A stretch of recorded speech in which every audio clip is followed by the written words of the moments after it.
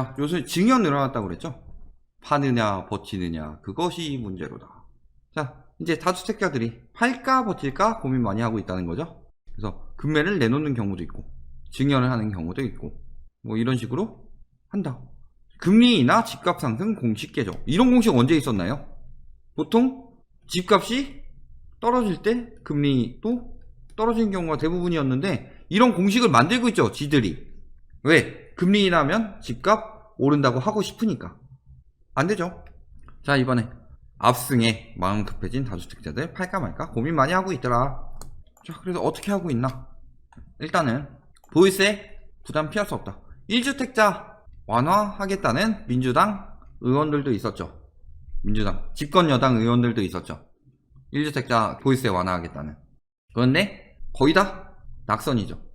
아니, 여당 정책이 집값 하락을 하는데 보유세 인상을 막겠다고 하면은 1주택자더라도 되겠어요? 차라리 그런 쪽이면 야당 쪽이 힘이 실리지? 그런 상황이죠. 자, 그래서 보면은 공시가격 장난 아니죠. 엄청나게 오르게 되는 거죠. 이렇게 인상이 될 것으로 예상되고 있다. 1주택자의 경우는 완화될 수는 있겠지만 굉장히 그 삶이 힘든 사람들, 굉장히 저가주택에다가 고가주택 같으면은 아니 보유세 부담되면 그거 하라니까요. 주택연금 하라니까. 그러면 되죠. 자, 그래서 지금 뭔 짓거리 했다? 잠실 2cm 시세 방어 플러스 조세 회피. 그러니까 자기 법인에다 넘긴 거죠. 매각 22억에. 그래서 법인으로 넘겨서 보유세를 탈세하겠다. 이런 마음이 있는 거죠. 자, 법인으로 또 1cm 뿐만이 아니라 법인 매입 추이를 보면은 서울은 이미 다 했죠. 예전에 이미 빠질 거 예상하고 지금 서울은 더 이상 버티지 않고 내놓고 있고, 경기도, 수도권 손해보면서 못 팔겠으니까 일단 법인한테 넘겨놓는다. 인천 이런 상황이다. 문제는 법인한테 넘어가는 금액도 꽤 되더라. 그래서 법인이 청약할 때 배당소득세 최고 46%가 적용돼 법인이 100% 유리하다고 보기는 어렵다 라고 이야기를 했다. 자, 그 다음에 법인뿐만이 아니라 신탁도 있죠. 예를 들어서 다주택자들이 신탁으로 넘긴다. 내가 3주택이 있다. A, B, C가 있는데 A는 내가 거주하고 B, C는 신탁에 넘긴다. 그러면 나는 3주택자가 아니라 1주택자로 취급을 받기 때문에 종부세액이 굉장히 줄어든다. 신탁도 나눠서 넣으면은 1주택 1주택 들어가기 때문에 각자 종부세 싸게 내면 된다. 그래서 지금 뭐 하고 있어요? 합산 주택수를 줄이는 방법을 봉쇄하는 것이 핵심이다. 근데 예전에 봉쇄하는 것이 핵심이다가 아니라 예전에 이거 있었거든요. 신탁에 넘기더라도 집주인 명의로 주택을 계산해서 3주택으로 계산했었는데 이렇게 바뀐 거예요. 지금 다시 원위치하면 되잖아요. 그래야 매물이 나오겠죠. 자, 또는 뭐 한다? 증여한다. 줄줄이 급락에 차라리 증여한다. 그래서 거래도 전무한 상황이고 사겠다는 사람도 없으니까 그냥 증여하겠다. 일단 보유세 줄이는 목적으로. 그러면서 6월 전까지 처분과 증여 사이에서 고민이 깊어질 전망입니다. 왜? 중도 유예 기간이 6월까지니까. 금매물 지금 나오는 이유 중에 하나는 중도 유예 기간도 영향이 있다는 거죠. 지금 어느 쪽으로 증여 많이 한다? 부부간 증여. 이쪽이 비과세 되는 금액이 부부가 제일 크니까.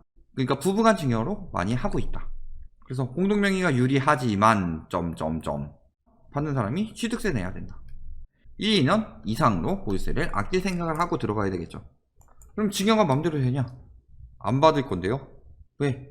집값이 떨어지게 생겼으니까. 자녀에게 증여하려고 하는데 거절한다. 왜? 종부세 수백만원 내고 받았는데 가격까지 떨어져 가요. 개손해죠. 그러니까 차라리 그냥 현금으로 달라 팔아서 이런 이들이 늘어나고 있다. 그렇죠? 저도 안 받죠.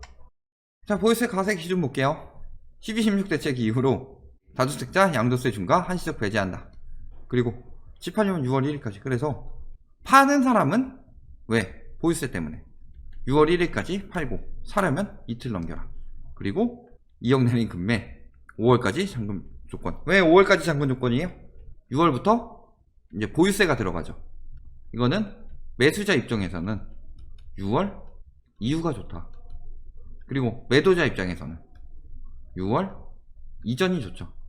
근데 플러스로 여기에 뭐가 들어간다? 양도세 중과 한시적 배제, 양도세 중과 배제. 그러니까 매수자가 6월 이후에 살려고 하니까 이전에 요거까지 중간에서 예를 들어서 한 4억 절세가 된다 라고 하면은 한 2억 낮춰서 팔아도 매도자 좋고 매수자 좋고 이런 마음으로 점점 급매가 늘어나고 있다, 이런 상황이 되는 거죠. 자, 그러면서 매물은 잠김으로 폭락이 없다. 누군가 얘기했죠? 보쌈과 부대찌개를 좋아하시는 그분께서 매도는 늘고 있다, 근데 매물 잠금이다, 매물이 더 잠기고 있다, 이런 얘기 많이 하잖아요. 매물이 적체돼야 되는데 증여가 많아지고 있고 증여 매물이 안 나오니까 매물 잠김이다, 폭락을 주장하는 건 어이없다. 즉 매물 안 내놓는다. 좀 썸네일 갖고 와도 되죠? 대인배인데. 대인배의 마음으로 넘어가 주실 겁니다. 자, 그런데 매물 잠김일까요? 강남구만 볼게요. 매물이요, 매물. 와, 매물이 엄청나게 잠기고 있죠. 매물이 잠겨가지고 2달 만에 몇 %요? 한 10% 이상 늘어났네요. 10% 이상 늘어났지만 매물은 잠기고 있습니다. 왜? 뭐 잠겼다니까 잠긴 거겠죠 뭐. 아무리 지표를 들고 와도 잠겼습니다 하면 되는 거니까 그런 거잖아요. 증여로 매물이 잠겼기 때문에 공급이 부족해서 가격이 떨어지는 거겠죠. 매물 잠김은 곧 가격 하락을 말하는 것이다, 이런 얘기를 하고 싶었을까요? 말도 안 되는 주장을 하고 있다 저들은. 그러니까 제가 자꾸 까는 거예요. 사람들 속이니까. 가끔 가다가 여기 와가지고 특히 저기 파일럿 관제 얘기 많이 하는데 그 얘기하잖아요. 니 할 거나 잘해, 왜 남 까냐. 구라치니까, 사람들 속여먹고 있으니까. 그 뒤로 그런 매물이 댓글이 많이 달렸지만 호도 기사는 제가 왜 깠어요? 그럼 왜 그거 호도 기사 까고 있냐. 니 할 거나 잘하지. 그러면 옆에서 사기꾼한테, 누가 봐도 사기꾼이고 당하고 있어요 사람이. 그러면은 저는 그렇지만 제 할 일을 잘해야 되기 때문에 사기꾼에 넘어가는 건 님 하실 일이고 저는 제가 길 가겠습니다, 이런 게 옳은 사람이에요? 아니면은 저 사람 사기꾼이니까 저 사람 말 믿지 마라, 옆에서 빨리 말려주는 게 옳은 거예요. 자, 규제는 탄력을 받을 거다. 왜? 결코 지지 않겠다고 했는데 이거 가지고 뭐지? 주어가 빠졌으니 뭐 오른다, 뭐 이딴 기사들 내는 인간들도 있는데, 지금 핵심은 경제를 어차피 살리기 위해서는 부동산 투기를 막아야 되고 부동산 가격을 정상화시키지 않으면 앞으로 오랜 기간 동안에 우리나라가 굉장히 침체가 될 것이다. 일본 그 부동산 버블이 터지고 나서 부동산뿐만이 아니라 경제도 회복이 안 됐죠. 부동산은 경제가 회복되더라도 부동산은 지금도 회복이 거의 안 되고 있죠. 그러니까 부동산은 정상화시키고 경기는 빨리 회복시키기 위해서는 부동산 가격부터 정상화해야 된다. 그러니까 보유세 강화하고 있는 거죠. 보유세 지금 세부담 상한 300%로 상향하고 세율 올리고 공시가격 올리고, 공시가격 사실 공시가격 말도 안 되는 얘기죠. 시세해야죠. 공시가격 올리고 현실화를 맞추고 그 다음에 가액 비율을 올리고, 이래서 보유세 올리면은 부담이 늘어나서 안 되나요? 그럼 보유세를 낮춰야죠. 보유세를 낮추기 위한 가장 좋은 방법은 뭐예요? 정부에서 제도 손보는 거? 아니죠. 보유세 낮추기 가장 좋은 방법은 뭐예요? 집값이 떨어지는 거. 그러니까 보유세 부담돼요? 그럼 집값을 낮추세요. 옆에 투기꾼들한테 비싸게 팔지 말라고 그러고 가격을 싸게 만들어 놔야죠. 그렇게 만들어야지. 보유세가 부담된다고 해서 보유세를 줄이자는 게 뭔 소리예요? 지금 외국에 비해서 굉장히 우리나라는 보유세율이 적은 편인데, 거기다가 공시가격, 공정가액 비율 이런 걸로 인해서 실제 시세보다 낮은 가격으로 책정하고 있는데, 당연히 그동안 혜택 받던 거지 지금 와서 부담을 주는 게 아니에요. 그동안 혜택 받던 거지. 자, 집값이 떨어지게 되면 어떻게 되냐. 얼마 전에 담합 아직도 하고 있다고 그랬는데, 자수해서 광명 찾는 곳이다. 통탄할 노릇인 이곳은 호가 담합을 아무리 하더라도 집값이 떨어지면 호가 담합은 우르르 무너졌더라. 더 낮춰도 되니 내 집부터. 내 집에서 내 집 마련해가지고 내 집에서 사는 사람이 집값이 폭등하길 바랄까요? 보유세가 올라가는데, 주변 집값도 올라가서 이사 가긴 힘든데 어차피 팔아서 이사 가면은 거기서 거긴데 양도세를 떼버리네? 그럼 이사 가기 더 힘들어지잖아요. 그럼 집값 폭등하길 바래요? 안정되길 바라죠 다들. 그러니까 이해 안 된다는 인간들은 투기꾼이에요. 투기꾼이니까 이해가 안 되는 거죠. 자, 지금 어때요?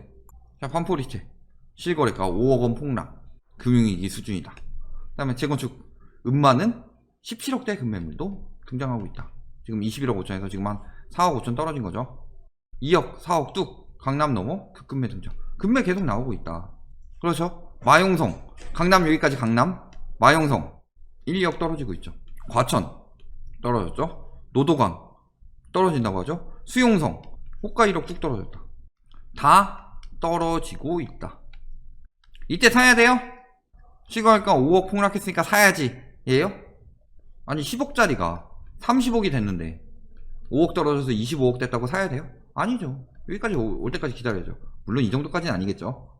그렇지만 이렇게 폭등했으면 원위치 될 때까지 기다려야 된다. 결론, 법인 같은 경우 출처조사 확실히 해라. 탈세 용도다. 당연히 과징해야 된다. 그 이상으로. 요거는 좀 개정이 필요해 보이죠. 그 다음에 2번 신탁 같은 경우는 원위치 해라. 원위치. 신탁한테 넘겨도 주택수 포함시켜라. 이거면 됐죠. 신탁은. 3번 증여 잣됐죠. 5년간 금지, 벌금을 내거나 떨어져서 팔거나. 늘 얘기하지만 이번 집값은 지금이 아마 대한민국 집값의 정점이 될 것이다. 토이노믹스나 아베노믹스 같은 노믹스들이, 그 노믹스들이 나오지 않으면 지금이 정점이다. 앞으로 이만큼 오를 일 없으니까. 자, 햄릿은 햄릿 회사죠. 죽느냐 사느냐 그것이 문제로다. 자, 지금은 파느냐 버티느냐 그것이 문제로다. 이 상황이죠. 자, 햄릿이 죽느냐 사느냐 그것이 문제로다 해두고 죽었어요 살았어요? 죽느냐 사느냐 그것이 문제로다. 죽었죠. 파느냐 버티느냐 그것이 문제로다. 뭐 해야 돼요? 팔아야죠. 이러니까 명작이 된 것처럼, 이러니까 살아남는 거죠. 버텨봐라.